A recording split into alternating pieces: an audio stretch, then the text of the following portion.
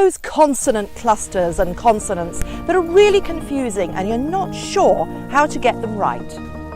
Well, are you ready to do some fun English pronunciation practice on them? I'll bet you're really looking forward to it, and learn how to improve your English better and faster than you ever thought possible. Let's go.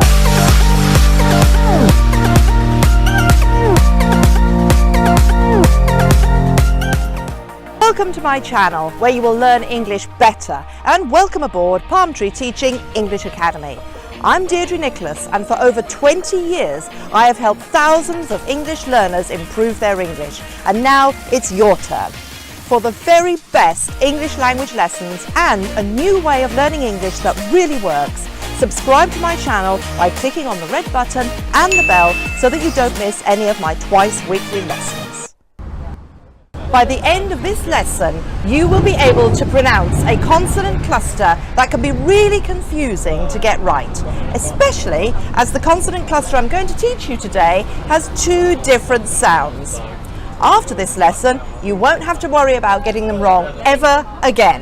And I'm here to help you. Oh, and there's a fun tongue twister at the end of this lesson that you really won't want to miss. So what are they? Well, today I'm going to teach you all about th and the. Now, a lot of English learners have problems with this sound, and this is probably because the th and the are unusual in languages. People who speak French as a first language, or Italian, or a lot of other people's languages don't actually have that sound in the language. So let's have a look at the two differences in these two sounds. And I'm going to have to exaggerate a bit here, so you might find me a little bit funny, but it's a good way to practice pronunciation. So let's start with the softer sound, the and this can be found in many English words, such as thank you, think, three, and so on. So let's look at how you make that sound. You stick your tongue out against your teeth, your top teeth, like this. Like that. And I'm going to have to exaggerate a bit, and my tongue will come out further than you probably should do in public normally, but like this. You may find it easy to exaggerate yourself to begin with too, until you get it right naturally. Now, when you've stuck your tongue out, what you then have to do is blow through it. So it goes like that. It looks funny, but you get the right sound.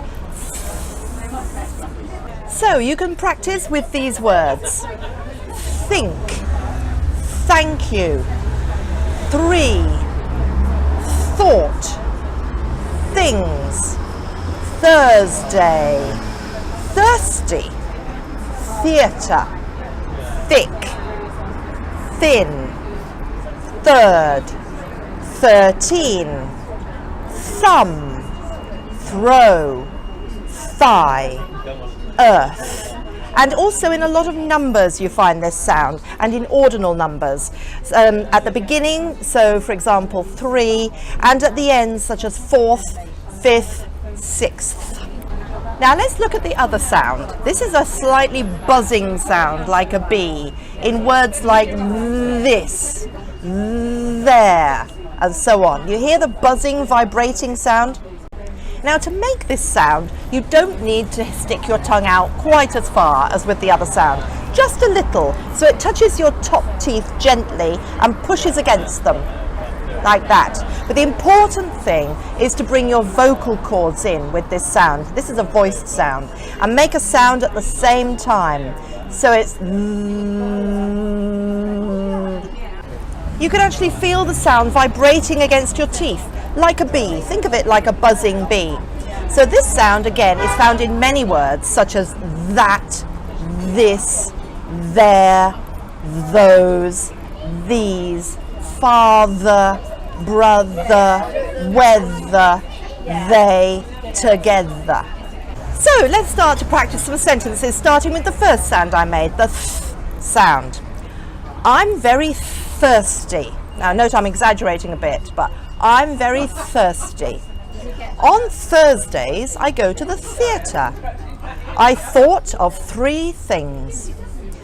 Now it's my 3rd throw, and I've hurt my thumb. And now the buzzing sound, okay? The This watch was my father's. My brother and I will arrive together.